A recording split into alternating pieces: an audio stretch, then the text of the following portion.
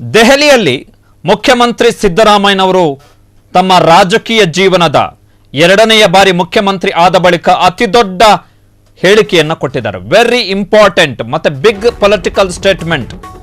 ದೆಹಲಿಯಲ್ಲಿ ಮುಖ್ಯಮಂತ್ರಿ ಸಿದ್ದರಾಮಯ್ಯನವರು ಅತಿದೊಡ್ಡ ಹೇಳಿಕೆಯನ್ನ ಕೊಟ್ಟಿದ್ದಾರೆ. ಎರಡನೆಯ ಬಾರಿಗೆ ಸಿಎಂ ಆದ ಬಳಿಕ ಮುಖ್ಯಮಂತ್ರಿ ಸಿದ್ದರಾಮಯ್ಯನವರು ಕೊಟ್ಟಂತ ಅತಿದೊಡ್ಡ ರಾಜಕೀಯ ಹೇಳಿಕೆ.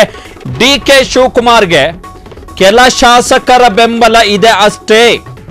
ಡಿಕೆ ಶಿವಕುಮಾರ್ಗೆ ಕೆಲ ಶಾಸಕರ ಬೆಂಬಲ ಇದೆ ಅಷ್ಟೇ. ಡಿಕೆ ಶಿವಕುಮಾರ್ಗೆ ಬಹುತೇಕ ಹಲವು ಶಾಸಕರ ಬೆಂಬಲ ಇಲ್ಲ. ಸೊ ಬಿಗ್ ಪೊಲಿಟಿಕಲ್ ಸ್ಟೇಟ್ಮೆಂಟ್ ಮುಖ್ಯಮಂತ್ರಿ ಸಿದ್ದರಾಮಯ್ಯನವರಿಂದ. ದೆಹಲಿಯಲ್ಲಿದ್ದಾರೆ ಮುಖ್ಯಮಂತ್ರಿ ಸಿದ್ದರಾಮಯ್ಯನವರು ಕೂಡ ದೆಹಲಿಯಲ್ಲಿದ್ದಾರೆ. ಉಪಮುಖ್ಯಮಂತ್ರಿ ಡಿಕೆ ಶಿವಕುಮಾರ್ ಅವರು ಕೂಡ ದೆಹಲಿಯಲ್ಲಿದ್ದಾರೆ. ಈ ಹೊತ್ತಲ್ಲೇ ಮುಖ್ಯಮಂತ್ರಿ ಸಿದ್ದರಾಮಯ್ಯನವರು ಈ ಅತಿ ದೊಡ್ಡ ಸ್ಟೇಟ್ಮೆಂಟ್ ಅನ್ನು ಕೊಟ್ಟಿದ್ದಾರೆ.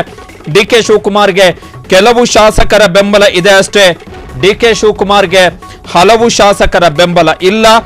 5 ವರ್ಷ ಪೂರ್ಣಾವಧಿಗೆ ನಾನೇ ಮುಖ್ಯಮಂತ್ರಿ ಆಗ್ತೀನಿ. ಉಳಿದ ಟರ್ಮ್ ಏನಿದೆ ಮುಂದಿನ 2028 ಮೇಗೆ ಅಂತ್ಯ ಆಗುತ್ತೆ ಸರ್ಕಾರದ ಅವಧಿ. ಆ ಅವಧಿಯವರೆಗೂ ಕೂಡ ನಾನೇ ಮುಖ್ಯಮಂತ್ರಿ ಆಗಿರ್ತೀನಿ. 5 ವರ್ಷ ನಾನೇ ಮುಖ್ಯಮಂತ್ರಿಯಾಗಿ ಪೂರ್ಣಾವಧಿಯನ್ನು ಪೂರೈಸ್ತೀನಿ. ಸಿಎಂ ಅಧಿಕಾರ ಹಂಚಿಕೆಯ ಬಗ್ಗೆ ಚರ್ಚೆ ಆಗಿಲ್ಲ. ನಾನು ರಾಷ್ಟ್ರ ರಾಜಕಾರಣಕ್ಕೆ ಹೋಗಲ್ಲ. ಹಿಂದುಳಿದ ವರ್ಗಗಳ ವಿಭಾಗದ ಸದಸ್ಯರನ್ನಾಗಿ ನನ್ನನ್ನು ನೇಮಕ ಮಾಡಲಾಗಿದೆ. ಆದ್ರೆ ನಾನು ಸಿಎಂ ಕುರ್ಚಿಯಲ್ಲೇ ಮುಂದುವರಿತೀನಿ. This is another big statement. DK Shivakumar ಜಾಗದಲ್ಲಿ ಯಾರೇ ಕೆಪಿಸಿಸಿ ಅಧ್ಯಕ್ಷರಾಗಿದ್ದರೂ ಕೂಡ ಹೇಗೆ ಡಿಕೆ ಶಿವಕುಮಾರ್ ಪಕ್ಷ ಸಂಘಟನೆಯನ್ನ ಮಾಡಿದ್ದರೋ ಅದೇ ರೀತಿ ಬೇರೆಯವರು ಒಂದು ವೇಳೆ ಕೆಪಿಸಿಸಿ ಅಧ್ಯಕ್ಷರಾಗಿದ್ದರೆ ಅವರು ಕೂಡ ಅದೇ ರೀತಿ ಪಕ್ಷ ಸಂಘಟನೆಯನ್ನ ಮಾಡ್ತಾ ಇದ್ರು. ಇಟ್ ಈಸ್ ಇಸ್ ಡ್ಯೂಟಿ ಅಂತ ಹೇಳಿದ್ದಾರೆ. ಅದು ಡಿಕೆ ಶಿವಕುಮಾರ್ ಅವರು ತಮ್ಮ ಕರ್ತವ್ಯವನ್ನ ನಿಭಾಯಿಸಿದ್ದಾರೆ. ಅಸೈನ್ಡ್ ಡ್ಯೂಟಿ, ಒಪ್ಪಿತ ಜವಾಬ್ದಾರಿ ಅಥವಾ ಒಪ್ಪಿತ ಹೊಣೆಗಾರಿಕೆ. ಸೊ ಅದನ್ನ ಅತಿಯಾಗಿ ಡಿಕೆ ಶಿವಕುಮಾರ್ ಕಾರಣದಿಂದಲೇ ಪಕ್ಷ ಅಧಿಕಾರಕ್ಕೆ ಬಂತು ಅಂತೇಳಿ ಡಿಕೆ ಶಿವಕುಮಾರ್ ಬೆಂಬಲಿಗರು ಟಮ್ ಹೊಡ್ಕೊಂಡು ಹಾದಿ ಬೀದಿಯಲ್ಲಿ ಹೋಗ್ತಾ ಇದ್ದಾರಲ್ಲ, ಅವರಿಗೆ ಒಂದು ಸಂದೇಶ. ಡಿಕೆ ಶಿವಕುಮಾರ್ ಸಿಎಂ ಸ್ಥಾನದ ಆಕಾಂಕ್ಷಿ, ಅದರಲ್ಲಿ ತಪ್ಪೇನಿಲ್ಲ. ಯಾವ ರಾಜಕೀಯ ಕ್ರಾಂತಿನೂ ಆಗಲ್ಲ ಸೆಪ್ಟೆಂಬರ್ಗೆ. ಕೆ.ಎನ್. ರಾಜಣ್ಣ ಅವರು ಹೇಳಿದ್ರಲ್ಲ, ಕೆ.ಎನ್. ರಾಜಣ್ಣ ಯಾವ ಅರ್ಥದಲ್ಲಿ ಹೇಳಿದ್ದಾರೆ ಎನ್ನುವಂಥದ್ದು ಇಂಪಾರ್ಟೆಂಟ್. ಸಿದ್ದರಾಮಯ್ಯನವರ ಬಗ್ಗೆ ಹೇಳಿದ್ದಲ್ಲ ಅದು. Maybe DK Shivakumar related statement KN. Rajanna ಕೊಟ್ಟಿದ್ದು. ಡಿಕೆ ಶಿವಕುಮಾರ್ ಅವರನ್ನೇ ಟ್ರಬಲ್ ಮಾಡ್ಲಿಕ್ಕೆ ಕೊಟ್ಟಂತ ಸ್ಟೇಟ್ಮೆಂಟ್ ಅದು, ನಾಟ್ ಟು ಸಿದ್ದರಾಮಯ್ಯ. ರಾಹುಲ್ ಗಾಂಧಿ, ಖರ್ಗೆ, ವೇಣುಗೋಪಾಲ್ ಹೇಳಿದರಷ್ಟೇ ಸಿಎಂ ಬದಲಾವಣೆ ಆಗುತ್ತೆ. 2028 ವಿಧಾನಸಭಾ ಚುನಾವಣೆಯಲ್ಲೂ ಒಂದು ವೇಳೆ ಪಕ್ಷ ನೀವು ನಾಯಕತ್ವವನ್ನು ವಹಿಸ್ಕೋಬೇಕು ಮತ್ತೆ ಅಂತೇಳಿ ಹೇಳಿದರೆ ನಾನು ನಾಯಕತ್ವ ವಹಿಸಿಕೊಳ್ಳಲಿಕ್ಕೆ ಸಿದ್ಧನಿದ್ದೇನೆ. ದೆಹಲಿಯಲ್ಲಿ ಮುಖ್ಯಮಂತ್ರಿ ಸಿದ್ದರಾಮಯ್ಯನವರ ಅತಿ ದೊಡ್ಡ ಹೇಳಿಕೆ ಇದು.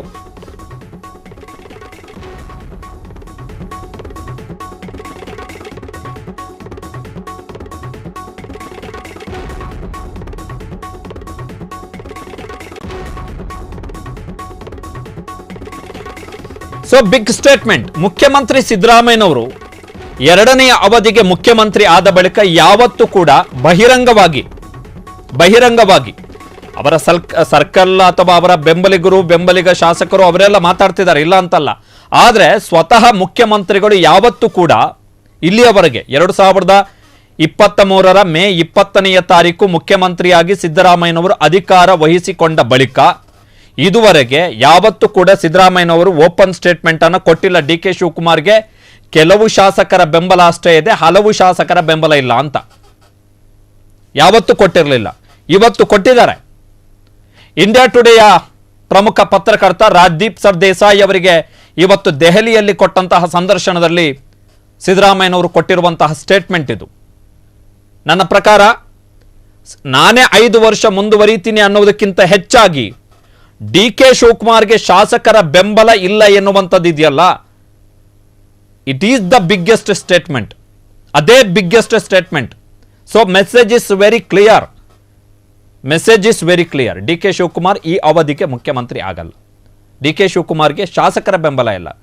ಬೆರಳೆಣಿಕೆಯ ರಾಮನಗರದಲ್ಲಿ ಇಬ್ಬರು, ದಾವಣಗೆರೆಯಲ್ಲಿ ಒಬ್ಬರು, ತುಮಕೂರಲ್ಲಿ ಒಬ್ಬರು, ಇನ್ನೆಲ್ಲೋ ಉತ್ತರ ಕರ್ನಾಟಕದ ಯಾವುದೋ ಒಂದು ಜಿಲ್ಲೆಯಲ್ಲಿ ಒಬ್ಬರು. ಈ ಥರ ಆದರೆ ಆಗಲ್ಲ, ಮುಖ್ಯಮಂತ್ರಿ ಆಗಕ್ಕಾಗಲ್ಲ, ಆಗಲ್ಲ.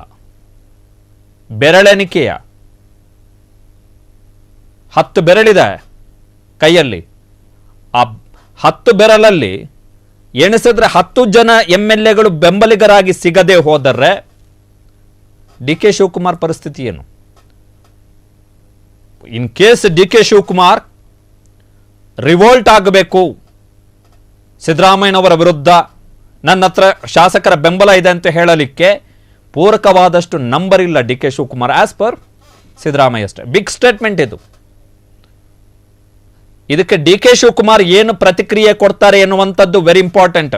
5 ವರ್ಷ CM ಆಗ್ತೀನಿ ಮೊನ್ನೆನೂ ಹೇಳಿದ್ದಾರೆ ಸಿದ್ದರಾಮಯ್ಯನವರು. DK ಶಿವಕುಮಾರ್ ಅವರು ಕೂಡ ಹೇಳಿದ್ದಾರೆ ಕುರ್ಚಿ ಖಾಲಿ ಇಲ್ಲ, ಸಿದ್ದರಾಮಯ್ಯನವರನ್ನ ಇನ್ನಷ್ಟು ಬಲಗೊಳಿಸುವುದು, ಅವ್ರ ಜೊತೆ ಕೆಲಸ ಮಾಡೋದಷ್ಟೇ ನಮ್ಮ ಜವಾಬ್ದಾರಿ, ಸರ್ಕಾರ ಕೆಲಸ ಮಾಡಬೇಕು, ಬೇರೆ ಯಾವುದೇ ಚರ್ಚೆ ಮಾಡಬಾರ್ದು ಅಂತೇಳಿ ಹೇಳಿದ್ದಾರೆ. ಅದಲ್ಲ, ಈಗ CM ಇವತ್ತು ಸ್ಟೇಟ್ಮೆಂಟ್ ಕೊಟ್ಟಿರುವಂಥದ್ದು DK ಶಿವಕುಮಾರ್ಗೆ ಶಾಸಕರ ಬೆಂಬಲ ಇಲ್ಲ. ಕೆಲ ಶಾಸಕರು ಅಂತ ಹೇಳಿದ್ರೆ ಒಬ್ಬ CM ಆಗಲಿಕ್ಕೆ ಬೇಕಾದಂತಹ ಪೂರಕ ಶಾಸಕರ ಬೆಂಬಲ ಕಾಂಗ್ರೆಸ್ನ ಶಾಸಕಾಂಗ ಪಕ್ಷದಲ್ಲೇ ಇಲ್ಲ DK ಶಿವಕುಮಾರ್ಗೆ. ಅದಕ್ಕೆ ಯಾವ ರೀತಿ ರಿಯಾಕ್ಟ್ ಮಾಡ್ತಾರೆ DK Shivakumar, that is very important. That is very very important.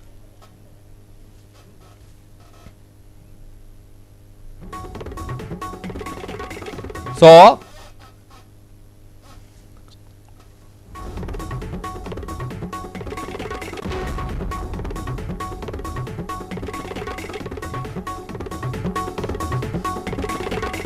ಕಾಂಗ್ರೆಸ್ನಲ್ಲಿ DK ಶಿವಕುಮಾರ್ ಆಟಕ್ಕೆ ಸಂಪೂರ್ಣ ವಿರಾಮ ಬಿದ್ದಿದೆ. ಇವತ್ತಿನ ಮುಖ್ಯಮಂತ್ರಿ ಸಿದ್ದರಾಮಯ್ಯನವರ ಈ ಸ್ಟೇಟ್ಮೆಂಟ್ನ ಮುಖಾಂತರ CM ಆಗುವ DK ಶಿವಕುಮಾರ್ ಆಸೆಗೆ ಸಂಪೂರ್ಣ ಬ್ರೇಕ್. ಈ ಅವಧಿಯಲ್ಲಿ CM ಆಗಲ್ಲ DCM DK ಶಿವಕುಮಾರ್. 2028ರವರೆಗೂ ಕೂಡ ಕಾಯಲೇಬೇಕಾಗತ್ತೆ DCM DK ಶಿವಕುಮಾರ್. CM ಬದಲಾವಣೆ ಕುರಿತಾದ ಚರ್ಚೆಗಳಿಗೆ ಇದರ ಮುಖಾಂತರ ಪೂರ್ಣ ವಿರಾಮವನ್ನ ಹಾಕಿದ್ದಾರೆ ಮುಖ್ಯಮಂತ್ರಿ ಸಿದ್ದರಾಮಯ್ಯನವರು. DK ಶಿವಕುಮಾರ್ ಬಳಿ ಶಾಸಕರ ಬೆಂಬಲದ ಕೊರತೆಯೇ DK ಶಿವಕುಮಾರ್ಗೆ ಕೊರತೆಯಾಗಿ ಕಾಡ್ತಾ ಇರುವಂತದ್ದು. DK ಶಿವಕುಮಾರ್ ಬೆಂಬಲಿಗ ಶಾಸಕರ ಸಂಖ್ಯೆ 20ಕ್ಕಿಂತಲೂ ಕಡಿಮೆ ಇದೆ. DK ಶಿವಕುಮಾರ್ ಅವರನ್ನ ಸದ್ಯದ ಸ್ಥಿತಿಯಲ್ಲಿ ಮುಖ್ಯಮಂತ್ರಿಯಾಗಿ ಒಪ್ಪಿಕೊಳ್ಳುವುದಕ್ಕೆ ಕಾಂಗ್ರೆಸ್ನಲ್ಲೇ ಶಾಸಕರು ಸಿದ್ಧರಿಲ್ಲ. ಈ ಬಗ್ಗೆ ಜುಲೈ 2ನೇ ತಾರೀಕು ನಿಮ್ಮ ಫ್ರೀಡಂ ಟಿವಿ ವರದಿಯನ್ನ ಕೂಡ ಪ್ರಸಾರ ಮಾಡಿತ್ತು, ಹೇಗೆ ಮುಖಭಂಗ ಆಗಿದೆ ಅಂತ ಹೇಳಿ. ರಣದೀಪ್ ಸುರ್ಜೇವಾಲಾ, ಹಿಂದಿ ಭಾಷಿಕ ಹರಿಯಾಣ ಮೂಲದ ರಣದೀಪ್ ಸುರ್ಜೇವಾಲಾ ಕರ್ನಾಟಕದಲ್ಲಿ ಏನು ಕಳೆದು ಗುಡ್ಡೆ ಹಾಕ್ತೀನಿ ಅಂತ ಹೇಳಿ ಬಂದ್ರು. ಈಗ ಮೊನ್ನೆನೂ ಬಂದಿದ್ದಾರೆ, ಸೋಮವಾರದಿಂದ ಬಂದು ಶಾಸಕರ ಕಷ್ಟ ಸುಖಗಳನ್ನ ಕೇಳ್ತಾ ಇದ್ದಾರೆ. ನನ್ನ ಪ್ರಕಾರ ಅದು ಬೇರೆ ವ್ಯವಹಾರ ಇದ್ದಂಗಿದೆ. ಕಷ್ಟ ಸುಖಗಳನ್ನ ಕೇಳ್ತಾ ಇದ್ದಾರೆ. ಆ ರಣದೀಪ್ ಸುರ್ಜೇವಾಲಾ ಮತ್ತು DK ಶಿವಕುಮಾರ್ ಸೇರ್ಕೊಂಡು ಒಂದು ಗೇಮ್ ಆಡ್ಲಿಕ್ಕೆ ಹೋದ್ರು. ಮಧ್ಯದಲ್ಲಿ ಒಂದು ಸಣ್ಣ ಸ್ಪೇಸ್ ಇತ್ತು, ಅಲ್ಲಿ ಗೇಮ್ ಆಡ್ಲಿಕ್ಕೆ ಹೋದ್ರು, ಗಲ್ಲಿ ಗೇಮ್. ಈ ತರ ಮಾಡ್ಬಿಡೋಣ ನಾವು ಅಂತ ಹೇಳಿ. ಅದು ಯಾವಾಗ ಟ್ರಿಗರ್ ಆಗಿ ಬೇರೆ ತರ ತೆಗೆದುಕೊಳ್ಬಹುದು ಅಂತೇಳಿ DK ಶಿವಕುಮಾರ್ ತಲೆಗೆ ನಾಟ್ತೋ, DK ಶಿವಕುಮಾರ್ ರಣದೀಪ್ ಸುರ್ಜೇವಾಲಾ ತಮ್ಮ ಜೂನ್ 30, ಜುಲೈ 1, ಜುಲೈ 2 3 ದಿನ ರಣದೀಪ್ ಸುರ್ಜೇವಾಲಾ ಬೆಂಗಳೂರಲ್ಲಿ ಶಾಸಕರ ಸಭೆ ನಡೆಸಿದ್ದು. ಮೊದಲ ದಿನ ರಣದೀಪ್ ಸುರ್ಜೇವಾಲಾ ಶಾಸಕರ ಸಭೆ ನಡೆಸಿದ ಮೊದಲ ದಿನ DK ಶಿವಕುಮಾರ್ ಬಣದ ಶಾಸಕರ ಆಟಾಟೋಪಗಳು, ಅವರ ಹೇಳಿಕೆಗಳಿಗೆ ತಲೆ ಇರಲಿಲ್ಲ, ಬುಡ ಇರಲಿಲ್ಲ, ಲಗಾಮ ಇರಲಿಲ್ಲ. ಆದರೆ ಮರುದಿನ ಮಧ್ಯಾಹ್ನದಷ್ಟೊತ್ತಿಗೆ DK ಶಿವಕುಮಾರ್ ತಮ್ಮ ಸ್ಟೇಟ್ಮೆಂಟ್ ಅನ್ನ ಬದಲಾಯಿಸಿದ್ರು. DK ಶಿವಕುಮಾರ್ ಬಾಡಿ ಲ್ಯಾಂಗ್ವೇಜ್ ಬದಲಾಯಿತು, DK ಶಿವಕುಮಾರ್ ಮುಖಚಹರೆಗಳು ಬದಲಾದವು, ಮುಖಲಕ್ಷಣ ಬದಲಾಯಿತು. DK ಶಿವಕುಮಾರ್ದು ಬೆಂಬಲಿಗರ ಮೇಲೆ ನಿಯಂತ್ರಣ ಹೇರಲಿಕ್ಕೆ ಸ್ವತಃ DK ಶಿವಕುಮಾರ್ ಮುಂದಾದ್ರು. ಕಾರಣ ಬ್ಯಾಕ್ ಫೈರ್ ಆಗ್ತಾ ಇದೆ ಅಂತೇಳಿ ಅರ್ಥ ಆಯ್ತು. ರಣದೀಪ್ ಸುರ್ಜೇವಾಲಾ ಹರಿಯಾಣದಲ್ಲಿ ಕಾಂಗ್ರೆಸ್ ಅನ್ನ ಗೆಲ್ಲಿಸಿಕೊಳ್ಳಕ್ಕಾಗದಂತಹ ಒಬ್ಬ ಅಸಮರ್ಥ ನಾಯಕ ಮತ್ತು DK ಶಿವಕುಮಾರ್. ಸೊ ಇವತ್ತು ಮೆಸೇಜ್ ಅನ್ನ ಕೊಟ್ಟಿದ್ದಾರೆ, ವೆರಿ ಕ್ಲಿಯರ್ ಮೆಸೇಜ್. ಮೊನ್ನೆಯ ಶಾಸಕರ ಸಭೆಯಲ್ಲೂ ಕೂಡ ಅಷ್ಟೇ, ಎಕ್ಸೆಪ್ಟ್ ರಾಮನಗರದ ಇಕ್ಬಾಲ್ ಹುಸೇನ್, ಮಾಗಡಿಯ ಬಾಲಕೃಷ್ಣ, ಇವರಿಬ್ಬರನ್ನ ಬಿಟ್ಟರೆ ಯಾರೂ ಕೂಡ DK ಶಿವಕುಮಾರ್ ಜೊತೆ ಪರವಾಗಿ ರಣದೀಪ್ ಸುರ್ಜೇವಾಲಾ ಜೊತೆಗೆ ಮಾತಾಡಲೇ ಇಲ್ಲ. ಬಿಕಾಸ್ ಎವ್ರಿ ಶಾಸಕರಿಗೆ, ಪ್ರತಿಯೊಬ್ಬ ಶಾಸಕನಿಗೂ ಆತನ ವಿಧಾನಸಭಾ ಕ್ಷೇತ್ರದಲ್ಲಿ ಆತ ಮುಂದಿನ ಚುನಾವಣೆಗೆ ಗೆಲ್ಲಬೇಕು. ಗೆಲ್ಲೋ ಕುದುರೆ ಯಾರು? ವೋಟ್ ಪುಲ್ಲರ್ ಯಾರು, ಇವೆಲ್ಲವೂ ಮ್ಯಾಟರ್ ಆಗುತ್ತೆ ವಿಧಾನಸಭಾ ಕ್ಷೇತ್ರದಲ್ಲಿ. ಯಾರಿಂದ ಗೆದ್ವಿ, ಯಾಕೆ ಗೆದ್ವಿ, ಯಾರಿಂದ ವೋಟ್ ಪುಲ್ಲಿಂಗ್ ಆಗ್ತಾ ಇದೆ, ಯಾರು ವೋಟನ್ನು ಎಳತರಬಹುದು ನಮಗೆ ಅಂತೇಳಿ.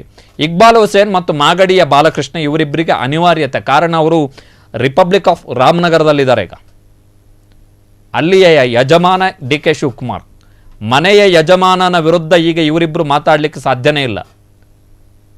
ಆದರೆ ಡಿ ಕೆ ಶಿವಕುಮಾರ್ಗೆ ಅರ್ಥ ಆಯ್ತು ಇದು ಬ್ಯಾಕ್ ಫೈರ್ ಆಗ್ತಾ ಇದೆ ಅಂತೇಳಿ. ಸುರ್ಜೇವಾಲಾ ಜೊತೆಗೆ ಸೇರಿಕೊಂಡು ಆಡಿದಂಥ ಆಟ, ಅದಾದ ಬಳಿಕ ಡಿ ಕೆ ಶಿವಕುಮಾರ್ ತಮ್ಮ ಟೋನ್ ಚೇಂಜ್ ಮಾಡಿದ್ರು. ಸಿದ್ದರಾಮಯ್ಯ ಕ್ಲಿಯರ್ ಕಟ್ ಮೆಸೇಜನ್ನು ಸೆಂಡ್ ಮಾಡಿದ್ರು. ಬಟ್ ಇವತ್ತಿನ ಸ್ಟೇಟ್ಮೆಂಟ್ ಇದೆಯಲ್ಲ, ಇಂಡಿಯಾ ಟುಡೆಗೆ ಕೊಟ್ಟಂಥ interview, I think historical interview. ಆ ಪರ್ಟಿಕ್ಯುಲರ್ ಆರಂಭದ ಒಂದು ಕ್ಲಿಪ್ ಏನಿದೆ, that is the big interview. ಅದು ಡಿ ಕೆ ಶಿವಕುಮಾರ್ಗೆ ಶಾಸಕರ ಬೆಂಬಲ ಇಲ್ಲ. ಕೆಲವು ಶಾಸಕರು 4, 5, 6, 10, ಬಟ್ ಅದರಿಂದ ಸಿ ಎಮ್ ಆಗೋಕ್ಕಾಗಲ್ಲ. 135 ಕಾಂಗ್ರೆಸ್ MLAಗಳು, 112 ಶಾಸಕರ ಬೆಂಬಲ ಬೇಕು ಸರ್ಕಾರ. ನಾಳೆ ಅಪ್ಪಿತಪ್ಪಿ ಕಾಂಗ್ರೆಸ್ನವರು ಇಲ್ಲ ಖರ್ಗೆ ಅವರಿಗೆ ಮತ್ತು ಸುರ್ಜೇವಾಲಾಗೆ ಅಥವಾ KC ವೇಣುಗೋಪಾಲ್ಗೆ ಏನಾದರೂ ಇಲ್ಲ ನಾನು ಮಾಡೇ ಮಾಡ್ತೀವಿ, ಡಿ ಕೆ ಶಿವಕುಮಾರ್ ಅವ್ರ ಹತ್ರ 1,000 ಕೋಟಿ ರೂಪಾಯಿ ಮೊತ್ತದ ಆಸ್ತಿ ಪಾಸ್ತಿ ಇದೆ ಅಂತೇಳಿ ಲೆಕ್ಕಾಚಾರ ಹಾಕ್ಕೊಂಡು ಮಾಡಿದ್ರೆ ಸರ್ಕಾರ 2 ದಿನ ಇರುತ್ತೋ 3 ದಿನ ಇರುತ್ತೆ ಎನ್ನುವಂಥ ಡೌಟು ಕಾಂಗ್ರೆಸ್ನವ್ರಿಗೂ ಕೂಡ ಇದೆ.